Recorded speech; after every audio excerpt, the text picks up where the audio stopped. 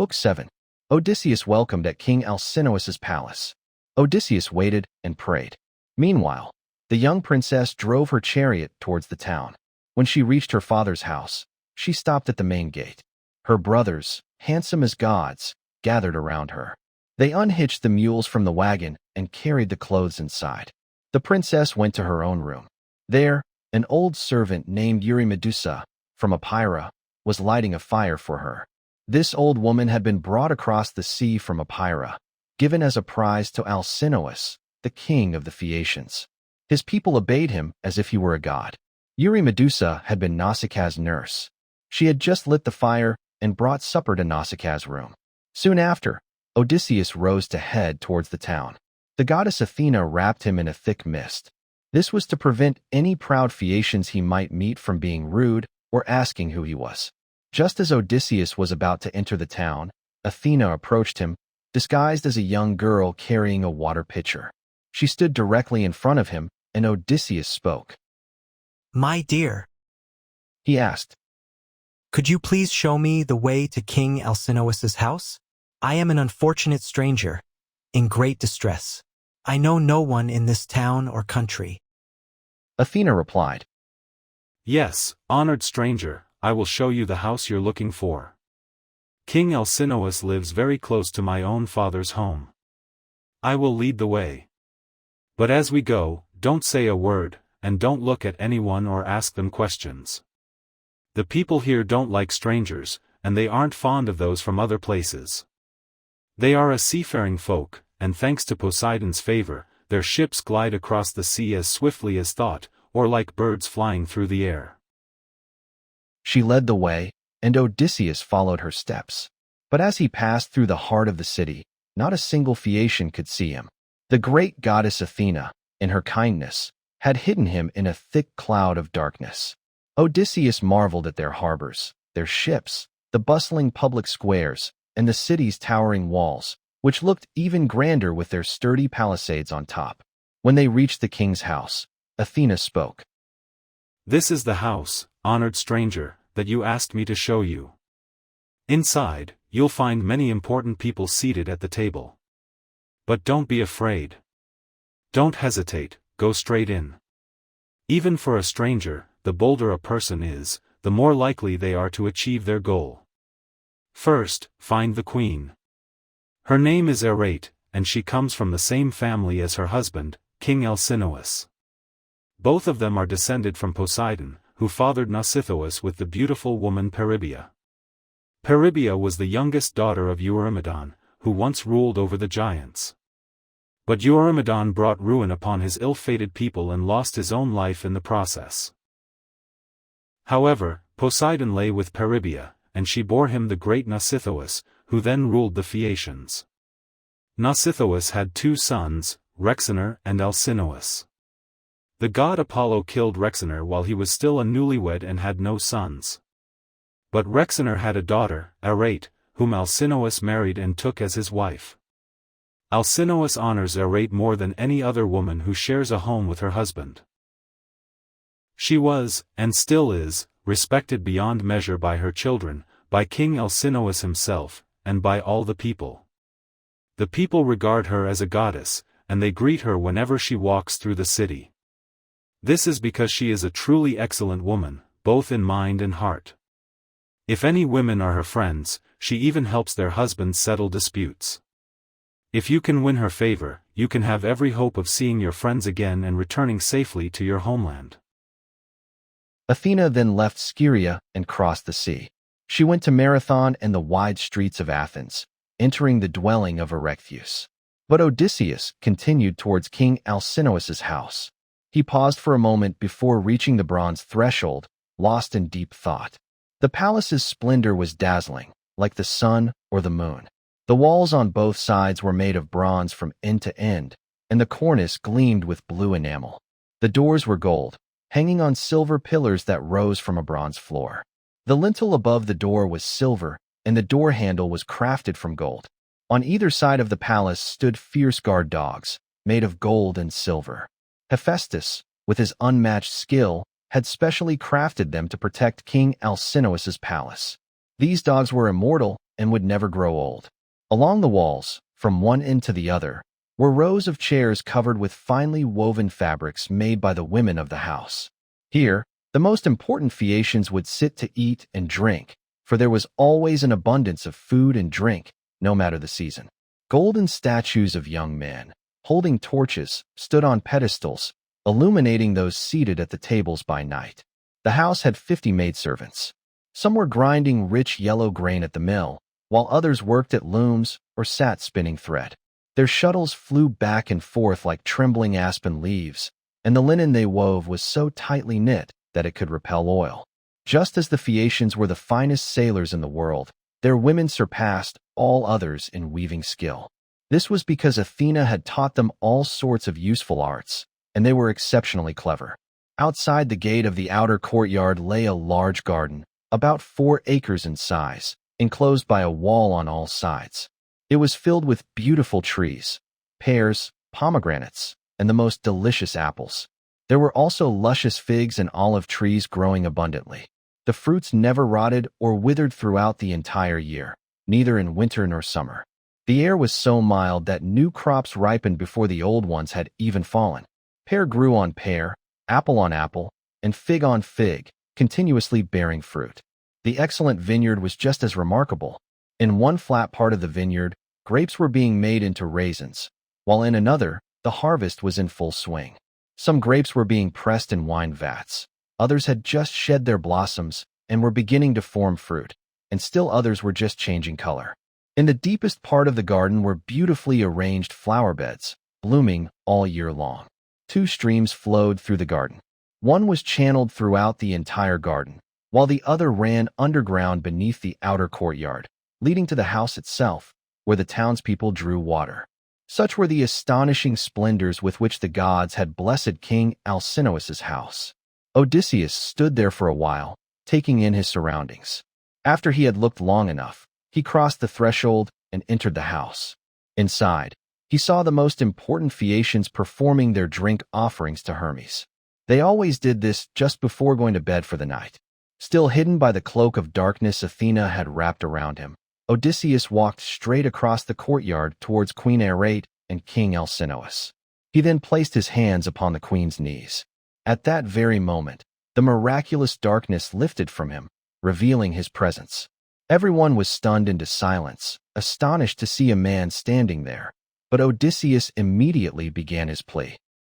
Queen Arete, daughter of great Rhexener. Odysseus cried out. In my distress, I humbly beg you, and your husband, and all these guests here, may the heavens grant you all long life and happiness. May you pass your wealth to your children, and enjoy all the honors bestowed upon you by the state. Please help me return to my homeland as quickly as possible. I have suffered for a long time and have been separated from my friends. Odysseus then sat down on the hearth among the ashes. Everyone fell silent. After a moment, the old hero Aeneas, a skilled speaker and an elder among the Phaeacians, spoke to them plainly and sincerely. Aeneas addressed King Alcinous. King Alcinous, it is not right for a stranger to be sitting among the ashes of your hearth. Everyone is waiting to hear what you will say. Tell him to rise and take a seat on a silver-inlaid chair. Order your servants to mix wine and water so we can make a drink offering to Zeus, the god of thunder. Zeus protects all good-hearted suppliants. And have the housekeeper give him supper, whatever food there is in the house. Hearing this, King Alcinous took Odysseus by the hand and raised him from the hearth. He then told Odysseus to sit in the place of Laodamas, his favorite son, who had been sitting beside him. A maidservant brought water in a beautiful golden pitcher and poured it into a silver basin for Odysseus to wash his hands. She then placed a clean table next to him. A senior servant brought him bread and offered him many delicious dishes from what was in the house, and Odysseus ate and drank. Then King Alcinous spoke to one of his servants. Pontonous, mix the wine and pass it around. Let us make drink offerings to Zeus, the god of thunder, who protects all good-hearted suppliants. Pontonous mixed the wine and water, then passed the cups around after everyone had made their drink offering. After they had made their offerings and drunk as much as they wished, King Alcinous spoke. Elders and counselors of Phaeacia, listen to my words. You have finished your supper, so now go home to bed. Tomorrow morning, I will invite even more elders, and we will hold a sacrificial banquet in honor of our guest. Then we will discuss the matter of his escort and decide how we can send him back to his homeland immediately and joyfully, without any trouble or inconvenience, no matter how distant it may be. We must ensure he comes to no harm on his journey home. However, once he is home, he will have to accept the fate he was born with, for better or worse, just like everyone else. It is possible, though, that this stranger is one of the immortal gods who has come down from heaven to visit us. If so, the gods are departing from their usual custom.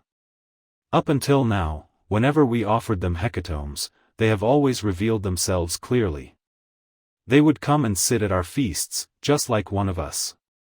And if any solitary traveler happened to meet one of them, they never hid themselves. This is because we are as closely related to the gods as the Cyclopes and the savage giants.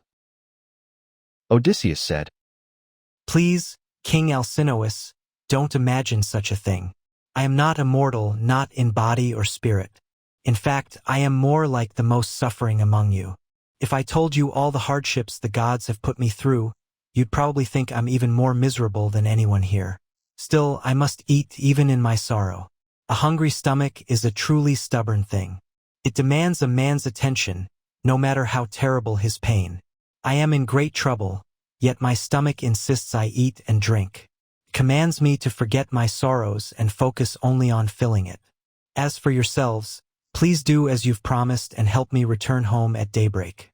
If I could just see my home, my wealth, my servants, and all the glory of my house one more time, I would die a happy man. Odysseus finished speaking, and everyone agreed with his words. They all said he had spoken so wisely, and that he deserved their escort. They poured out libations, and after drinking as much as they wished, they all went home to their beds.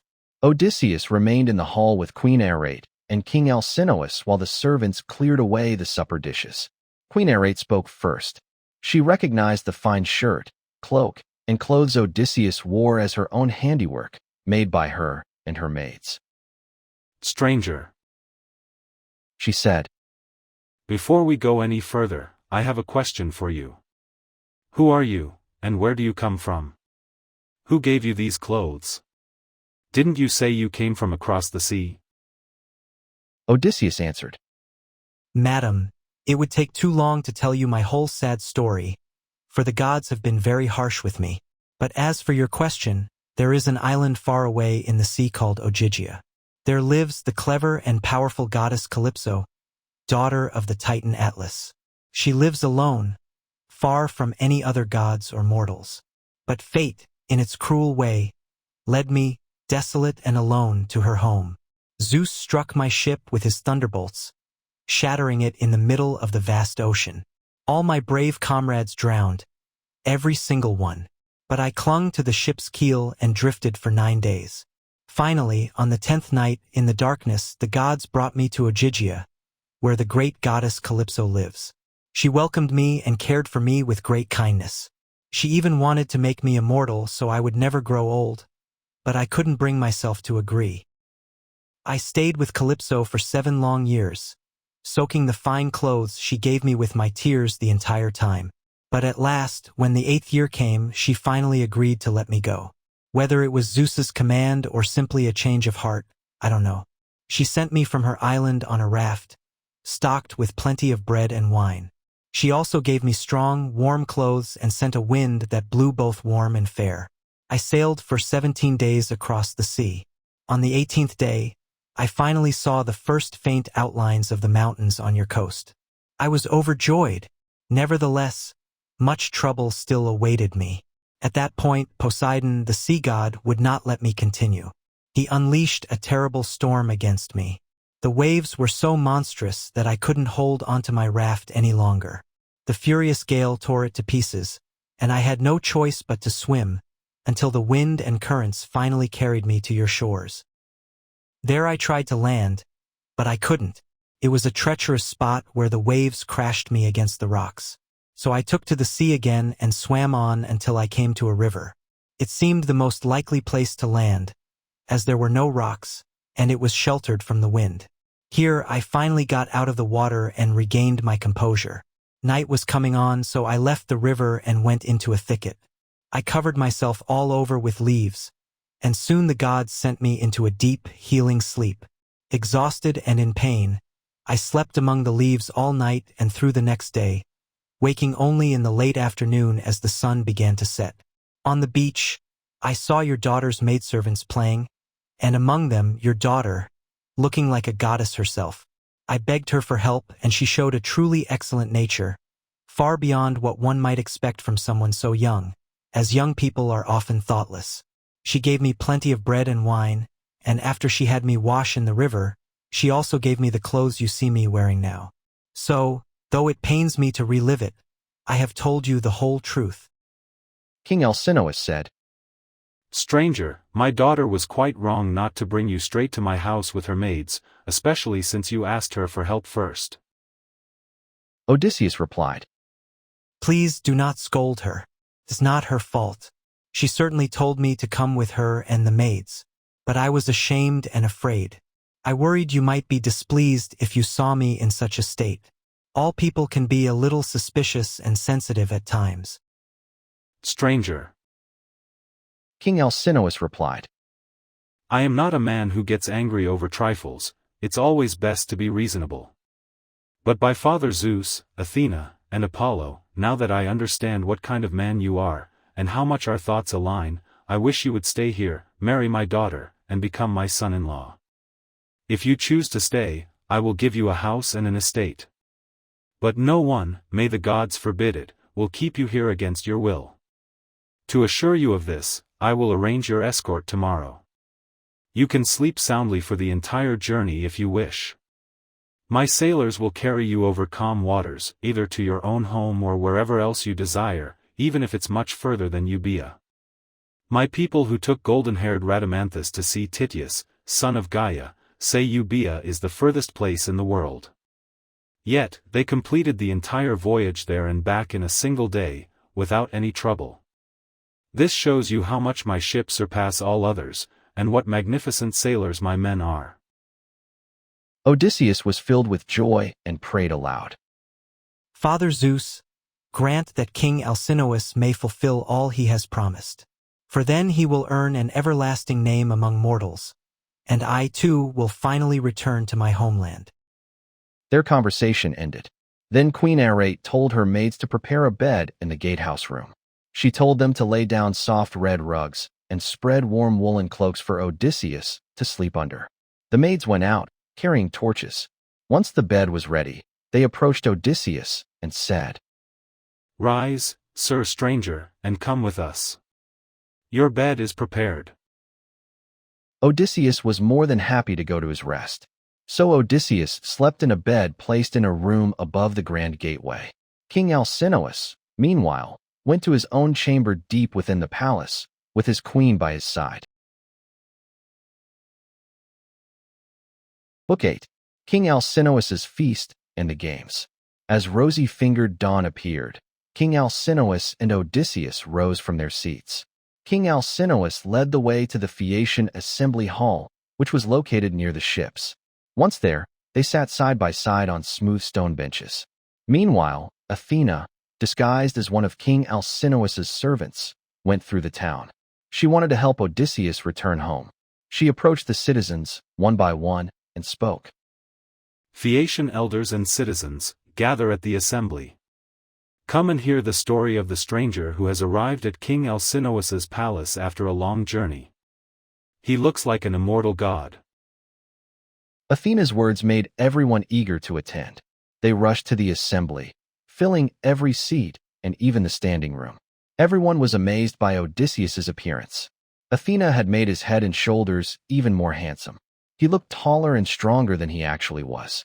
She did this so he would make a great impression on the Phaeacians as a truly remarkable man. It would also help him succeed in the many skill challenges they were sure to offer. Once everyone had gathered, King Alcinous began to speak. King Alcinous said, Phaeacian elders and citizens, listen to what I have to say. This stranger, no matter where he came from, east or west, has arrived at my palace. He needs an escort and wants this matter settled quickly. So, let's prepare an escort for him, just as we have for other guests before. In fact, no one who has ever stayed at my palace has complained that I didn't help them on their journey fast enough.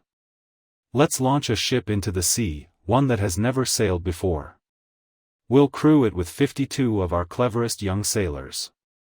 Once each of you has secured your oar to your seat, leave the ship and come to my palace to prepare a feast. I will provide everything you need. These instructions are for the young men who will be the crew. As for you, elders and citizens, please join me in the cloisters to entertain our guest.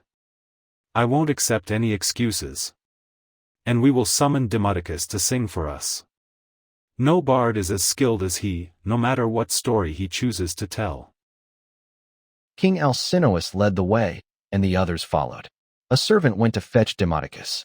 The 52 chosen young oarsmen headed to the seashore as instructed. Once there, they launched the ship into the water and set up its mast and sails. Next, they firmly tied the oars to the oarlocks with leather straps and hoisted the white sails high. They moored the ship a short distance from shore. Then they returned to land and went to King Alcinous's palace. The courtyards, outbuildings, and all the surrounding areas were packed with countless people, young and old. King Alcinous had 12 sheep, 8 full-grown pigs, and 2 oxen slaughtered. The people prepared these animals, getting them ready for a magnificent feast. Soon after, a servant brought in the famous bard, Demodocus. The muse loved him deeply, but she had given him both blessings and burdens. She had blessed him with the divine gift of song, but she had also taken away his sight. Pontonous made a place for him among the guests, leaning a seat against a sturdy pillar. He hung Demodocus' lyre on a peg above his head and showed him where to reach for it. Next to him, a table was set with a basket of food and a cup of wine. He could drink whenever he wished. The guests enjoyed the delicious food laid before them. After they had eaten and drunk their fill, the muse inspired Demodocus to sing of heroic deeds. He sang a story that everyone was talking about at the time. It was about the fierce quarrel between Odysseus and Achilles, and the harsh words they exchanged while sitting together at a banquet. But Agamemnon was pleased to hear his chieftains arguing. Apollo had foretold this to him at Pytho when Agamemnon crossed the stone floor to consult the oracle. This was the beginning of the misfortune that, by Zeus's will, would befall both the Danaans and the Trojans. As the bard sang, Odysseus pulled his purple cloak over his head, covering his face. He didn't want the Phaeacians to see him cry. When the bard finished singing, Odysseus wiped his tears and uncovered his face. He raised his cup and poured a drink offering to the gods. But when the Phaeacians, delighted by Demodocus' songs, urged him to sing more, Odysseus again pulled his cloak over his head and wept bitterly. No one noticed his deep sorrow. Only King Alcinous, sitting beside him, heard his heavy sighs. So, King Alcinous immediately said, Phaeacian elders and citizens, we have enjoyed the feast and the bard's songs enough. Now, let's move on to the athletic games. Our guest can then return home and tell his friends how much we surpass all other nations in boxing, wrestling, jumping, and running. With these words, King Alcinous led the way, and the others followed. A servant hung Demodocus' lyre on its peg and led him out of the cloister. The servant then guided him along the path where all the leading Phaeacian men were headed to watch the games. Thousands of people followed them, and many excellent athletes were ready to compete for the prizes. Among them were Acronios, Ocyalus, Elatreus, Nautius, Primnius, Anchialus, Eretmius, Pontius, Prorius, Thuon, Anabicinius, and Amphialus, son of Polynius, son of Tecton. There was also Euryalus, son of Nobalus, who looked like the war god Ares himself. He was the most handsome man among the Phaeacians, second only to Laodamas. King Alcinous's 3 sons, Laodamas, Helios, and Clytonius, also joined the competition. The foot races began first. The course was marked from the starting line. As everyone burst forward at once, a cloud of dust rose from the plain. Clytonius won first place by a huge margin. He left the other competitors far behind, by a distance equal to the furrow 2 mules could plow in a fallow field. Next came the challenging wrestling matches, where Euryalus proved to be the strongest. Amphialus outshone everyone in jumping, and no one could match Elytreus in discus throwing. King Alcinous's son, Laodamas, was the best boxer. As everyone enjoyed the games, he spoke up. Let's ask the stranger if he's good at any of these sports. He looks incredibly strong. His thighs, calves, hands, and neck seem immensely powerful. He's not very old, but he's clearly been through a lot lately. Even the strongest person can be worn down by life at sea. Euryalus replied. Laodamas, you're absolutely right. Go and speak to our guest yourself. Hearing this, Laodamas walked into the middle of the crowd and spoke to Odysseus. Sir, if you are skilled in any sport, we hope you'll join our competitions. You must have competed in many before. There's nothing that brings a person more honor throughout their life than proving their strength and skill. So, please try something and cast away your sadness. Your journey home won't be delayed much longer. The ship is already in the water, and the crew is ready. Odysseus replied. Laodamas, why do you mock me like this? My mind is filled with worries, not thoughts of contests. I've endured countless hardships, and now I've come to you as a humble guest. I pray that your king and people will help me return home. Then Euryalus openly insulted him. So, I guess you're not skilled in any of the many sports people usually enjoy. Perhaps you're just one of those greedy traders who sail on ships as a captain or merchant. You probably only care about the cargo you carry out and the goods you bring back. You certainly don't look like an athlete. Odysseus replied fiercely. Listen, rude man, you are truly arrogant. It's true that the gods don't give everyone the same gifts of speech, looks, and wisdom.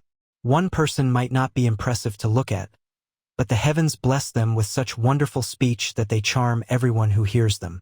Their gentle, wise words captivate listeners, making them a leader among their peers and respected wherever they go. Another might be as handsome as a god, but their good looks aren't matched with good sense. That's exactly your situation. No god could create a more handsome man than you, yet you are a fool. Your thoughtless words have made me incredibly angry, and you are completely mistaken. I am skilled in many athletic contests. In fact, when I was young and strong, I was one of the best athletes of my time. Now, however, I am worn out by hardship and sorrow. I've suffered greatly on battlefields and across the weary seas. Even so, your insults have stung me to the core, so I will gladly compete. Odysseus rushed forward without even taking off his cloak. He grabbed a discus, one much larger, heavier, and more massive than any the Phaeacians usually used. He swung it back with all his might and hurled it from his powerful hand. The discus whizzed through the air. As the discus soared gracefully from his hand, the Phaeacians flinched at its incredible speed. It flew much farther than any mark set before. The goddess Athena, disguised as a man, appeared and marked where the discus landed. Athena said, Sir, even a blind man could easily find your mark by feeling for it. It's so far beyond any other throw. You can rest easy about this contest, for no Phaeacian will come close to your discus throw. Odysseus was pleased to find he had a friend among the spectators, so he began to speak in a gentler tone. He said, Young men, try to match that throw if you can. I can throw another discus just as heavy, or even heavier. If anyone wants to challenge me, step forward. I am still very angry. I'll box, wrestle, or run, I don't care what it is, against any of you except Laodamas. I won't compete with Laodamas because I am his guest, and a person cannot compete against their own friend. At least, I don't think it's wise or sensible for a guest to challenge their host's family in any game, especially in a foreign land. Doing so would only harm themselves. But I make no exceptions for anyone else. I want to settle this and find out who is truly the best. I am skilled in every kind of athletic sport known to humankind. I am an excellent archer. In battle, no matter how many men stand beside me aiming their bows, I am always the first to strike down an enemy with my arrow. When we Achaeans trained before Troy, Philoctetes was the only one who could shoot better than me. I far surpass everyone else in the world who still walks this earth. However, I wouldn't want to compete with the mighty dead, like Heracles or Eurytus of Oechalia. These were men who could even challenge the gods themselves. In fact, Eurytus met an early end because he challenged Apollo in archery, and the god, angered, killed him. I can throw a spear farther than anyone else can shoot an arrow. Running is the only event where I fear some Phaeacians might beat me. This is because I've suffered so much at sea, and my provisions ran short, leaving me still weak. Everyone fell silent except King Alcinous. The king began to speak. Sir, we have greatly enjoyed hearing everything you've told us. I understand you wish to show your skill because you were displeased by some rude remarks from one of our athletes. Those were words no polite person would ever say. I hope you understand what I mean. When you return home and dine with your family and chief men, please explain to them that we Phaeacians have a natural talent for all kinds of accomplishments. We aren't especially known for boxing or wrestling, but we are incredibly fast runners and excellent sailors. We absolutely love delicious dinners, music, and dancing. We also enjoy changing our clothes often, taking warm baths, and sleeping in comfortable beds. So now, please, let some of our best dancers begin to perform. Our guest can then return home and tell his friends how much we surpass all other nations as sailors, runners, dancers, and bards. Demodocus left his lyre at my palace, so one of you, go and fetch it for him. At this, a servant hurried to the king's palace to retrieve the lyre. Then, 9 men chosen as stewards stepped forward. Their job was to manage everything related to the games. So they smoothed the ground and marked out a wide space for the dancers. Soon, the servant returned with Demodocus' lyre, and the bard took his place among them. Then, the town's best young dancers began to move their feet with such incredible speed and grace. Odysseus was utterly delighted by their joyful, twinkling steps. Meanwhile, the bard began to sing the story of Ares and Aphrodite's love. He sang of how their secret affair started in Hephaestus's home. Ares gave Aphrodite countless gifts, dishonoring Hephaestus's marriage bed. The sun god, who saw everything, told Hephaestus what was happening. Hephaestus was furious when he heard the terrible news.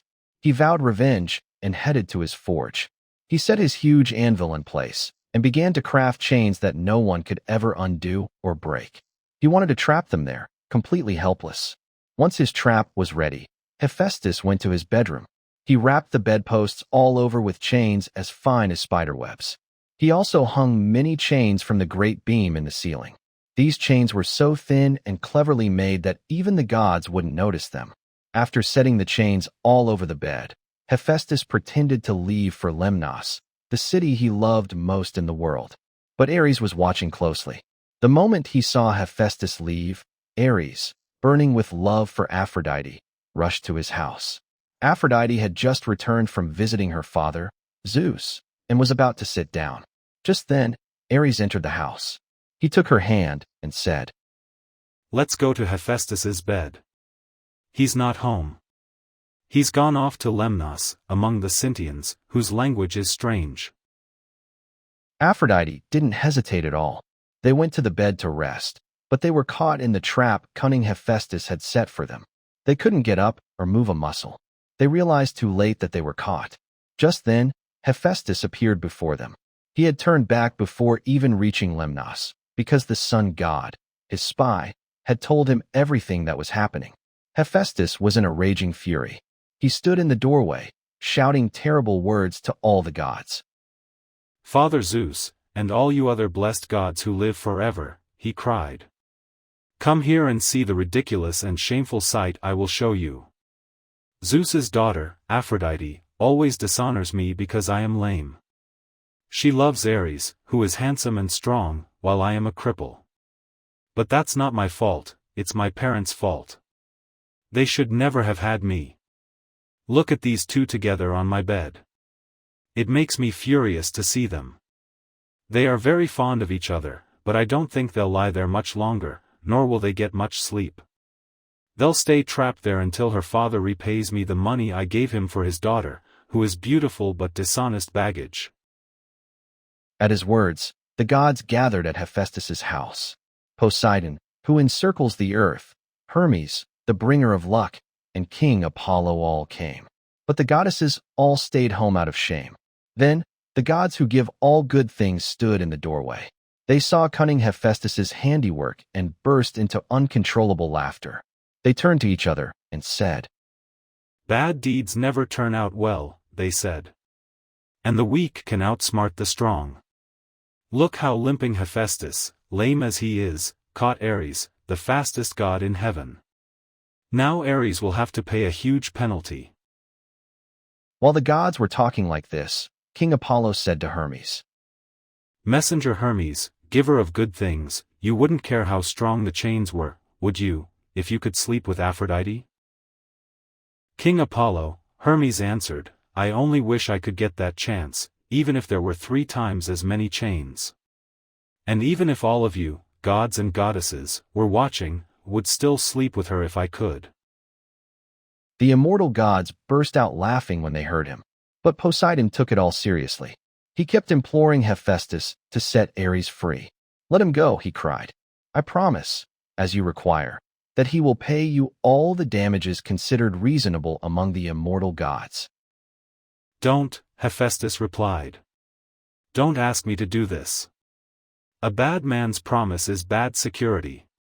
What could I do to hold you accountable if Ares were to escape and leave his debts behind, along with his chains?" Poseidon said to Hephaestus, "If Ares goes away without paying his damages, I will pay you myself." Hephaestus answered, "In that case, I cannot and must not refuse you." Hephaestus then loosened the bonds that held them. As soon as they were free, they quickly ran off. Ares headed to Thrace, and laughter-loving Aphrodite went to Cyprus and Paphos. There, her sacred grove and altar, fragrant with offerings, were located. The Charites bathed Aphrodite there and anointed her with ambrosia oil, the kind the immortal gods use. Then they dressed her in the most enchanting and beautiful clothes. The bards sang this, and both Odysseus and the seafaring Phaeacians were captivated as they listened. Then King Alcinous told Laodamas and Helios to dance alone, because no one could compete with them. They took a red ball that Polybus had made for them. One of them bent backward and threw it high into the sky, while the other jumped from the ground and easily caught it before it fell. After throwing the ball straight up, they began to dance. At the same time, they kept throwing it back and forth to each other. All the young men in the circle clapped and stomped their feet, cheering loudly. Then Odysseus said, "King Alcinous, you said your people were the nimblest dancers in the world, and indeed they have proven it. I was astonished as I watched them." The king was delighted by this and exclaimed to the Phaeacians, "Elders and citizens, our guest seems to be a person of remarkable judgment. Let's give him the kind of hospitality he can reasonably expect. There are 12 chief men among you, and counting myself, that makes 13. Each of you, contribute a clean cloak, a shirt, and a talent of fine gold. Let's give him all of this at once, so he can enjoy his supper with a light heart. As for Euryalus, he was rude, so he will have to make a formal apology and give a gift as well."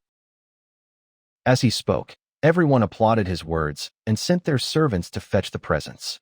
Then Euryalus said, "King Alcinous, I will give the stranger all the satisfaction you require. He shall have my sword. Its blade is bronze, and only the hilt is silver. I will also give him its scabbard, made of newly carved ivory, which fits it perfectly. It will be a very valuable gift for him." As he spoke, he placed a sword in Odysseus's hand. "Stranger," he said, "I wish you good fortune. If I've said anything wrong, may the winds carry my words far away. May the heavens grant you a safe return home. I've heard you've been away for a long time and suffered many hardships." Odysseus replied, "Friend, I wish you good fortune as well. May the gods grant you every happiness, and may you never regret giving me this sword along with your apology." As Odysseus spoke, he slung the sword over his shoulder. As the sun began to set, gifts started to appear one by one, as servants of those who had given them kept bringing them to King Alcinous's house. The king's sons received them and entrusted them to their mother. Then King Alcinous led the way into the house and invited his guests to sit. King Alcinous turned to Queen Arete and said, "My dear, please bring our best chest and put a clean cloak and shirt inside. Also, put a cauldron on the fire to heat water so our guest can have a warm bath. And carefully pack all the gifts the noble Phaeacians have given him. That way, he'll enjoy his supper and the singing that follows even more. I will personally give him this golden goblet. It's exquisitely crafted, so he'll remember me for the rest of his life whenever he pours a drink offering to Zeus or any of the other gods." Queen Arete told her maids to quickly place a large tripod cauldron on the fire. The maids then placed the cauldron, full of bath water, onto the blazing fire. They threw in more wood to make the fire burn brighter, and as the flames licked the cauldron's base, the water quickly grew hot. Meanwhile, Queen Arete brought a magnificent chest from her own room and carefully packed all the beautiful gifts of gold and clothing the Phaeacians had brought. Finally, she added a cloak and a fine shirt from King Alcinous, and then she spoke to Odysseus. "Close the lid yourself and tie it securely with a cord," she said. "Someone might try to steal your belongings while you're asleep on the ship." Hearing this, Odysseus closed the chest lid and securely tied it with a knot Circe had taught him. As soon as he finished, a chief servant told him it was time for his bath. He was overjoyed to wash himself in warm water, for no one had attended to him since he left Calypso's island. Calypso had cared for him like a god while he was with her. After the servants washed and anointed him with oil, and gave him a clean cloak and shirt, he left the bath and joined the guests who were enjoying their wine. Beautiful Nausicaa stood by one of the pillars supporting the cloister roof, watching him pass with admiration. Nausicaa said, "Farewell, stranger. When you are safely home, please don't forget me. Remember that I was the first to help save your life." Odysseus replied, Nausicaa, daughter of great King Alcinous, may Zeus, the mighty husband of Hera, grant that I may reach my home safely. If that happens, I will bless you as my guardian angel all my days, for it was you who saved me. After saying this, Odysseus sat down beside King Alcinous. Supper was then served, and wine was prepared for drinking. A servant led in Demodocus, the king's favorite bard, and seated him in the middle of the company, near a pillar supporting the cloister, so he could lean comfortably against it. Then Odysseus cut off a piece of roast pork, rich with fat, from the joint. He said to a servant, Take this piece of pork to Demodocus and tell him to eat it. Even though his songs may cause me pain, I will still honor him. Bards are honored and respected everywhere in the world, for the muses teach them their songs and love them. The servant carried the pork with his fingers to Demodocus, who took it and was very pleased. They then began to enjoy the delicious food laid before them. As soon as they had finished eating and drinking, Odysseus spoke to Demodocus. Demodocus, there is no one in the world I admire more than you. You must have learned from the muses, daughters of Zeus, and from Apollo himself. How can you sing so accurately of the Achaeans' return, with all their sufferings and adventures? If you weren't there yourself, you must have heard it all from someone who was. Now, please change your song and tell us about the wooden horse that Epeus built with Athena's help. Tell us how Odysseus got that horse, filled with soldiers, inside the fortress of Troy, and how those soldiers later sacked the city. If you sing this tale correctly, I will tell everyone how magnificently the gods have gifted you. The god-inspired bard began his tale at the moment some of the Argives set fire to their tents and sailed away.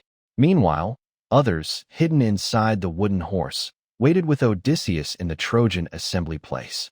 The Trojans themselves dragged the horse into their fortress, where it stood. The Trojans gathered around it in council, but they were divided into 3 opinions about what to do. Some wanted to break it apart right then and there. Others suggested dragging it to the top of the rock where the fortress stood and throwing it down the cliff. Still others argued for leaving it as an offering to the gods. In the end, they followed the last suggestion. But when they brought that horse into the city, Troy was already doomed. Inside were all the bravest Argive warriors, waiting to bring death and destruction upon the Trojans. He then sang how the Achaean heroes poured out of the horse, ambushed the city, and sacked it. He sang of them sweeping through the city, destroying everything, and how Odysseus, raging like Ares, rushed with Menelaus to the house of Deiphobus. The fiercest battle raged there, but with Athena's help, Odysseus was victorious. As the bard told all these tales, Odysseus was overcome with emotion, and his cheeks were wet with tears. He wept like a woman who throws herself on the body of her husband, fallen bravely defending his city and people. She screams and wraps her arms around her dying husband, gasping for breath, but her enemies beat her back and shoulders from behind, dragging her away into slavery. Her life becomes one of labor and sorrow, and the beauty fades from her face. Odysseus wept just as piteously, but no one present noticed his tears. Only King Alcinous, sitting beside him, could hear his sobs and sighs. So the king immediately rose and said, "Elders and counselors of Phaeacia, let Demodocus stop his song. There is someone here who doesn't seem to enjoy it. Ever since we finished supper and Demodocus began to sing, our guest has been groaning and lamenting. He is clearly in great distress, so the bard must stop. That way, we can all enjoy ourselves, both hosts and guest. This is how it should be. All this hospitality and these gifts, which we offer with such goodwill, are entirely for his honor. Anyone with a decent heart knows that a guest and a suppliant should be treated like a brother. So, guest, please don't hide or hesitate any longer about what I'm about to ask you. It would be more polite for you to give me a straightforward answer. Tell me the name your father and mother called you back home, and the name you were known by among your neighbors and fellow citizens. No one, rich or poor, is entirely without a name, for parents always give their children names as soon as they are born. Also, tell me your homeland, your country, and your city. Then our ships can set their course accordingly and take you there. We Phaeacians have no pilots, and our vessels have no rudders like those of other nations. Instead, our ships understand our thoughts and desires on their own.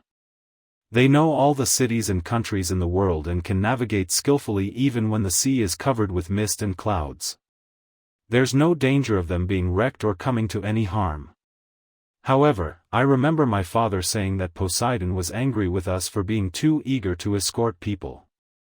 He said that one day Poseidon would wreck one of our ships as it returned from an escort mission and bury our city under a high mountain. That's what my father always used to say, but whether the god will carry out his threat is something he will decide for himself. Now, tell me everything truthfully. Where have you wandered, and what countries have you traveled through? Tell us about the people and their cities. Were they hostile, savage, and uncivilized, or were they kind and humane? Also, tell us why you are so unhappy hearing about the return of the Argive Danaans from Troy. The gods planned all this, sending them misfortune so that future generations would have stories to sing about. Did you lose a brave kinsman of your wife's during the Trojan War? Perhaps a son-in-law or father-in-law, who are the closest relations a man has outside his own blood. Or was it a brave and kindly comrade? A good friend is as dear to a man as his own brother.